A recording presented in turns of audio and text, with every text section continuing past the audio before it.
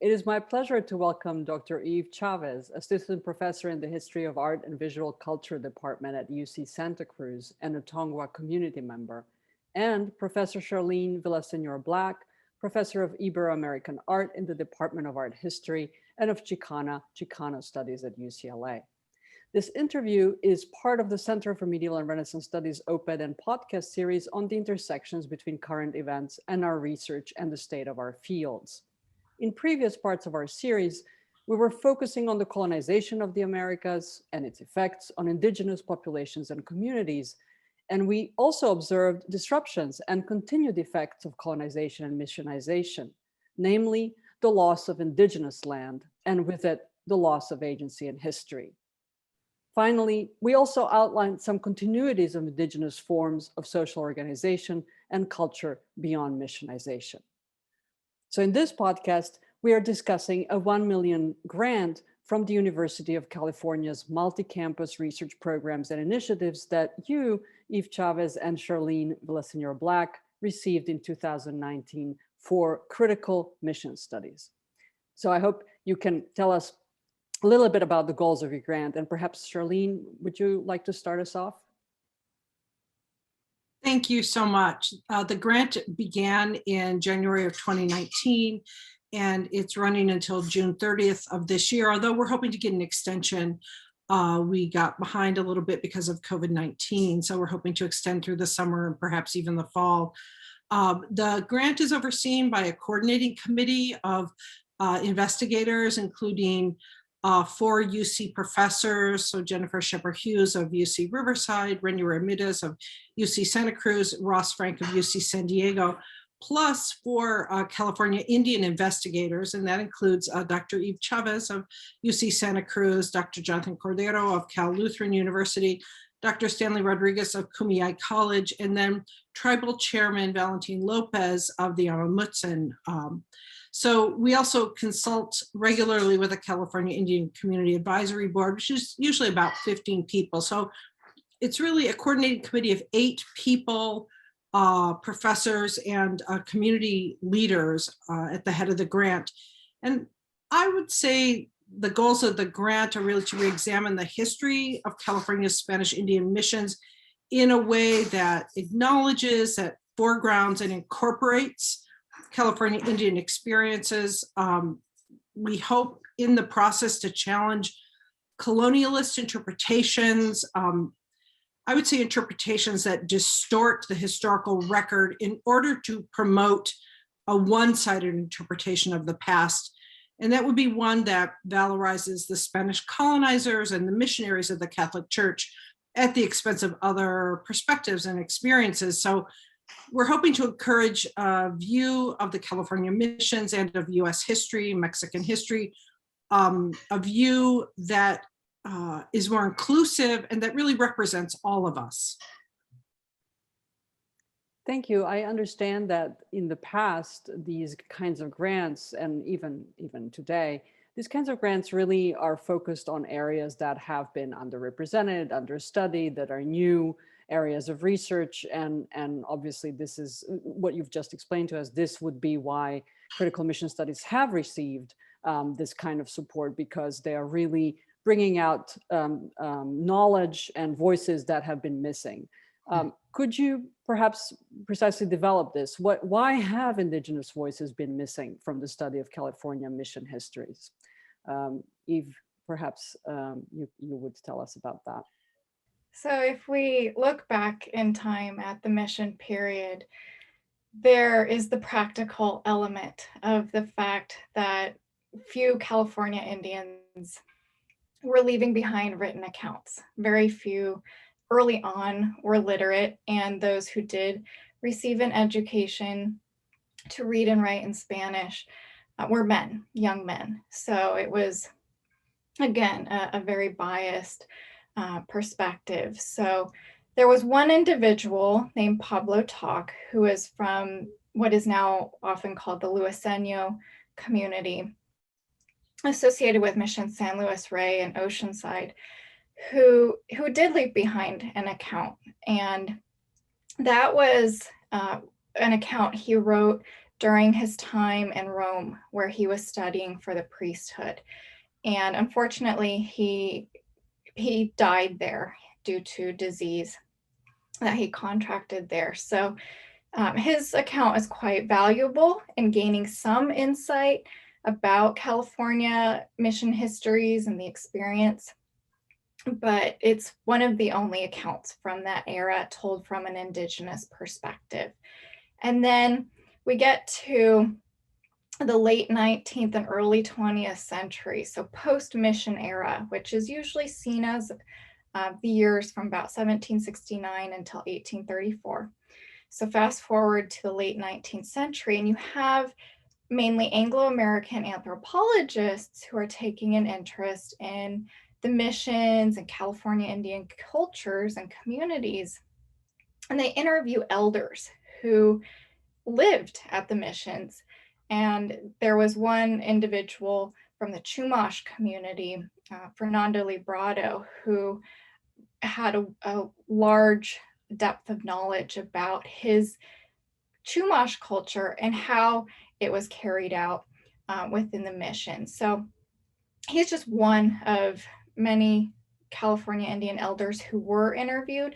But again, these perspectives were filtered through a non-native lens, just like during the mission period, when much of what we read is told from either European explorers' perspectives or that of the Franciscan friars.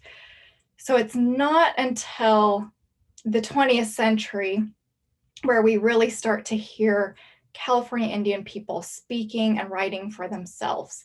And only in the last, I want to say 20 years or so, have there been California Indian scholars who are trained in the academy, who are writing about California mission histories. And this grant is one way in which those perspectives are finally being heard, and through which we have the opportunity to make these interventions so that our voices won't be missing anymore. And we, as community members, are looking at new ways to make the ancestors' voices heard, whether it's by looking at these ethnographic accounts or looking at the material record to unearth the knowledge that was conveyed through the material culture that our ancestors passed on.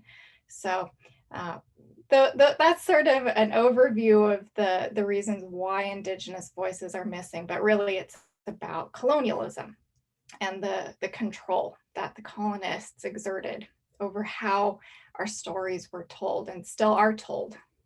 Thank you for that. When I talked to Desiree Martinez in one of the previous podcasts, it was very clear how a lack of an archive, really, and a lack of inclusivity of the narratives of Indigenous peoples in simply in historical documents, whether they are oral documents or narratives, or actually paper documents, how that leads to a formation of kind of skewed perceptions and long-held opinions that they become a kind of common knowledge, no matter how erroneous they are, right? Without realizing that they have emerged from these kinds of dominant narratives from colonization.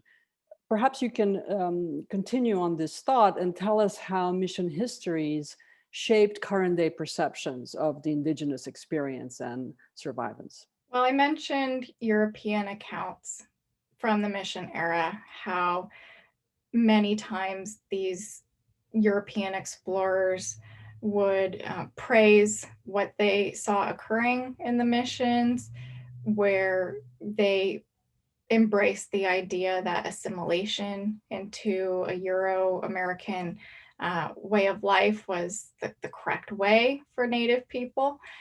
And those writings from the explorers, but even from the Franciscans, even more so, shaped the history books. So you have these mainly 20th century scholars who are writing histories about the missions that come to be canon and are the basis on which fourth grade curriculum has been established and which the mission museums have developed their narratives.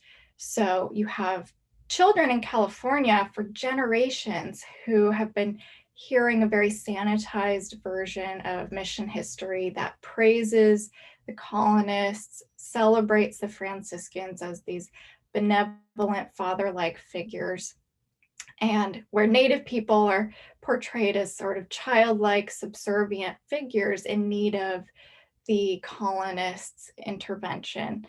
And then you also have the mission museums, as I noted, that are praising the Catholic Church because they are more or less associated with the diocese in which they are located, with two exceptions, since 2 of the 21 missions are now part of the state park system. So we have this long legacy that was started back in the mission period, where you have these European accounts establishing what perception the public would have about Indigenous people. And in the early 20th century, Anglo-American settlers would promote a very romanticized version of this history that we still hear at the mission museums, that places Native people in the past. So you don't, unless you know a Native person or educate yourself with the truth, you are led to believe that Native peoples did not survive, that they only lived in the past, and that when they were living at the missions, their experience was this sort of rosy colored experience that was conveyed unrealistically through the early 20th century Spanish fantasy heritage, as it's often called. Thank you, YVE CHAVEZ, for taking us through this very long history and very impactful one. Also thinking through this, but also situating ourselves in the present moment, the events that we have lived over the past year. I must ask you, what is your hope for the impact of critical mission studies?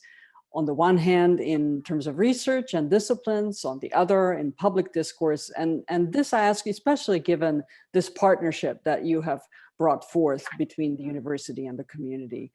Perhaps, Charlene, we can turn back to you. Thank you for that great question. We've been very attentive to the current events. We in fact hosted last summer a webinar on toppling mission monuments that talked about the toppling of racist and Confederate monuments across the United States and the toppling of the Father Sarah monuments here in California. And that webinar was very well attended. I think we had almost 1,500 people participating, and Dr. Chavez spoke on it. And that was led by Professor Shepard Hughes at UCR. So we're very attentive to current events, the impact of our research going forward. We've already published 7 essays in Latin American and Latinx visual culture. It's a new journal. We published a dialogues section there on our new research, and there are new books coming out, and we funded all this amazing community research, also novels, podcasts, films, plays, all kinds of exciting things happening in that realm. We've funded 2 postdoctoral fellows, graduate students, undergraduates. So the research impact is first and foremost for us with this grant. I'm hoping in a more general way, though, to foster greater awareness on the part of scholars and the general public of the one-sided nature of these histories. And I'm hoping, just as an art historian, that we'll think more about our ethical responsibilities as scholars who engage with the past, especially those of us who are looking at Indigenous histories or Indigenous influenced art histories. So I'm envisioning this more ethical engagement with history to hopefully create a more just world now and in the future. Thank you both for sharing with us your project, your grant, your goals, your ambitions, your dreams. Center for Medieval and Renaissance Studies and our audience very much appreciate your time. I am very enthused to see that there's you are showing us a model of how we can work with communities and how the university can play a really pivotal role in spearheading social change. So thank you for that too. I wish you both all the best with continuing the grant and hopefully renewing it in some way and form. Thank you. Thank you. Thank you.